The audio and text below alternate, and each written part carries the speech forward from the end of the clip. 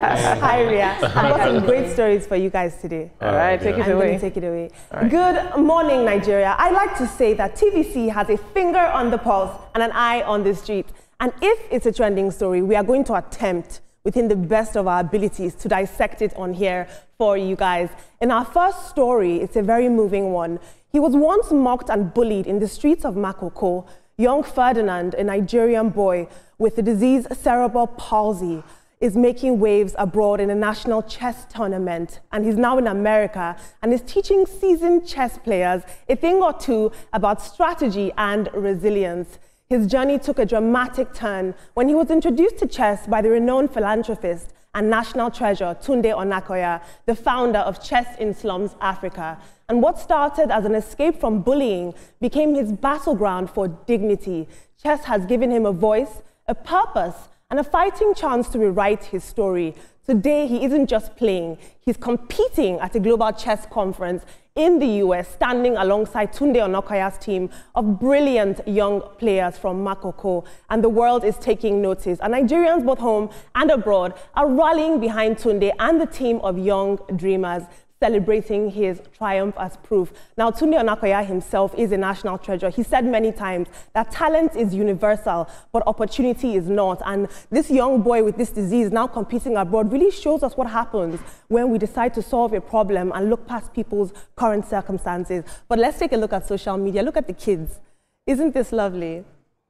Tunde himself said, cerebral palsy, mocked as an imbecile and bullied by other children in Makoko. He found chess and he fought for his place in the world. Now he's in America teaching USCF-rated players lessons on the chessboard. This is what dreams are made of. I love this so much. And Isheoni the first says, nah, you're a blessed man, a really, really blessed man. What you've done would be told in stories for generations to come. So lovely, such a feel-good story.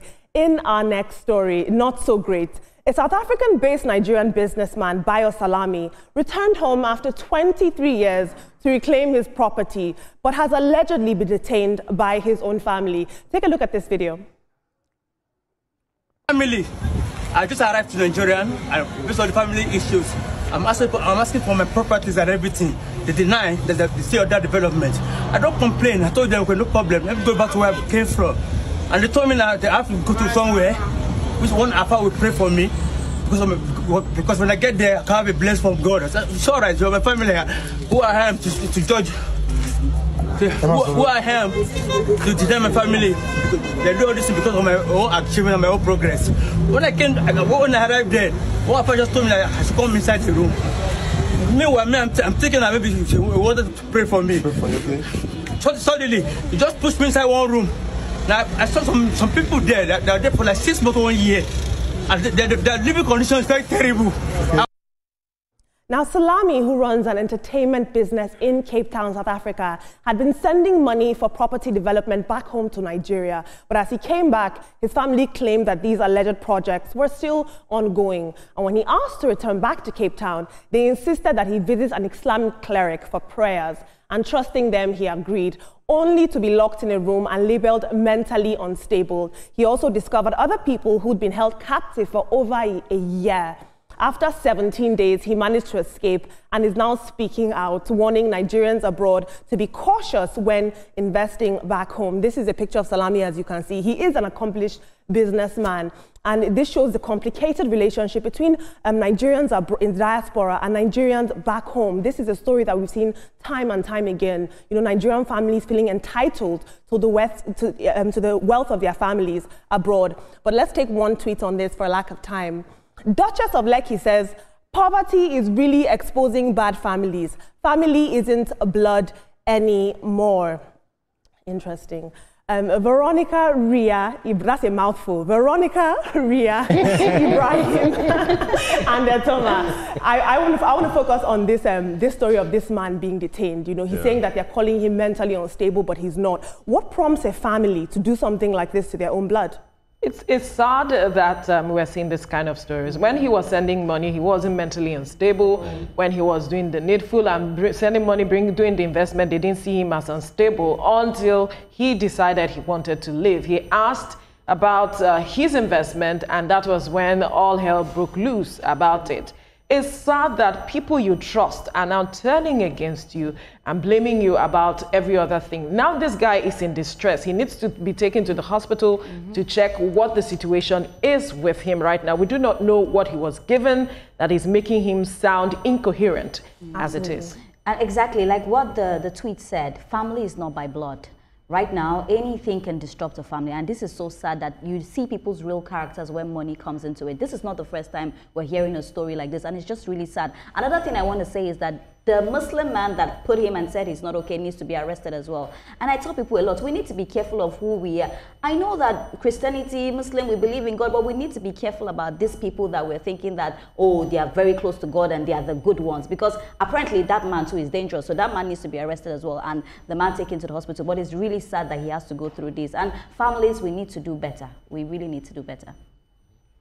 Right, so talking about the Ferdinand, I'll say, I think we've done that story, back in the day, a very, young champ, and then he's doing so well, making Nigerians proud. I think Nigerians should be, buzzing wherever they are now. We should be happy. And so we've seen a lot of people with cerebral palsy, some with Down syndrome. We don't write them off. We know that these people are created for, a reason. We have to support them, think of what they can do, their talents, and how we can, make it manifest rather than just being latent or thrown, behind the doors. So say kudos to Ferdinand, and then this is a wake-up call for all of us in this country.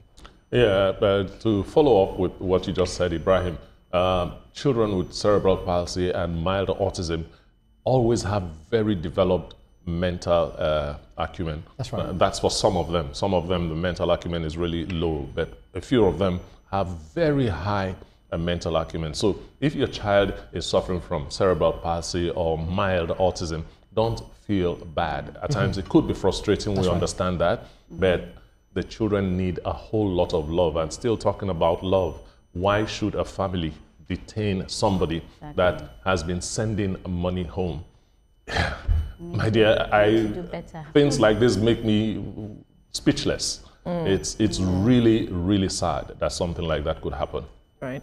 Absolutely. Thank you all so much for your input. Ferdinand's story typifies the type of stories that I like to tell on here. It's feel good.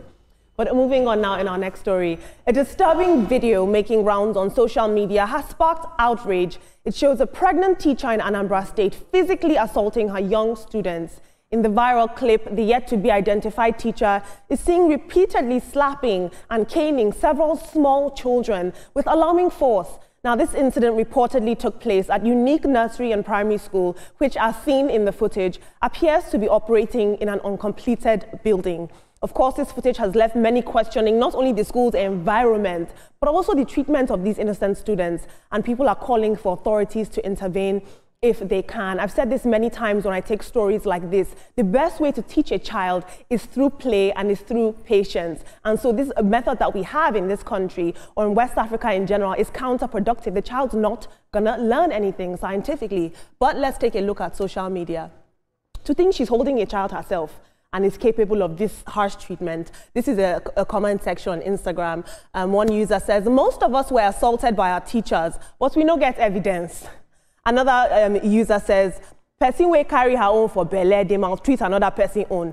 Inside life. And this is a woman who's also going to be a mother herself. It's alarming.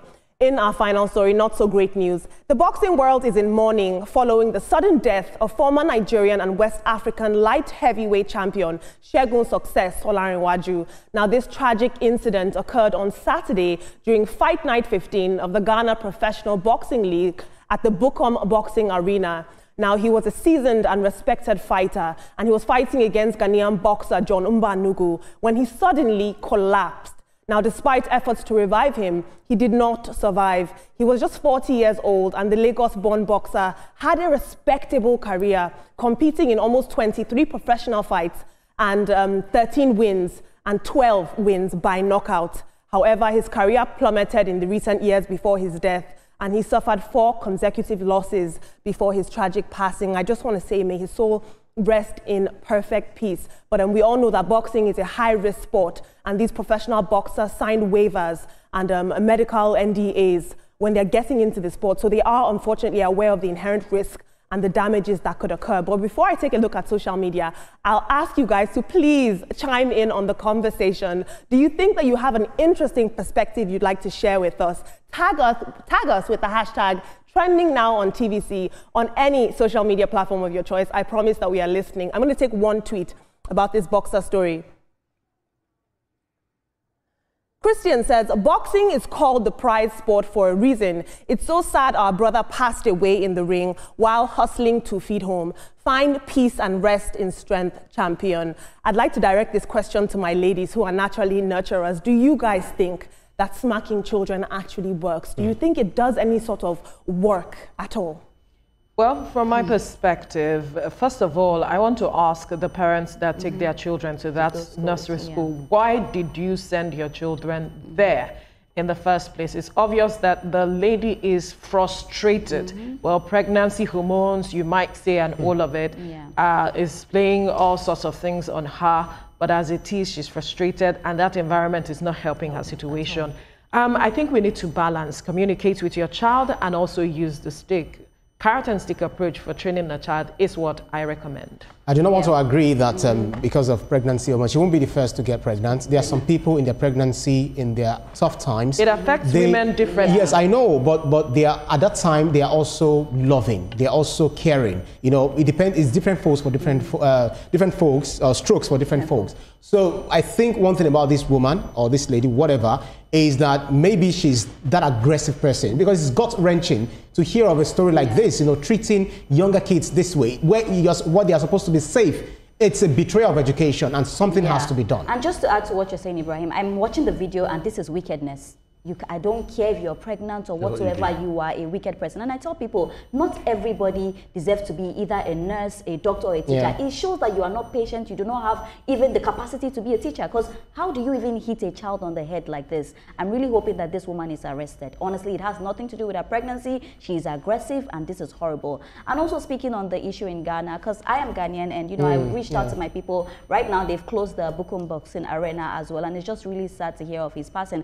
Some of my friends were there live, and they experienced it, and it's just a horrible thing that cannot even leave their minds now. So may his soul deeply rest in peace. It's actually a really, really sad one, and the arena has been closed for now as well. Quickly. Oh, okay, for the lady, I know I have very short time to say this. For the lady, she's pure, simple, she is wicked. And the story said yet to be identified. Hey, the film is there.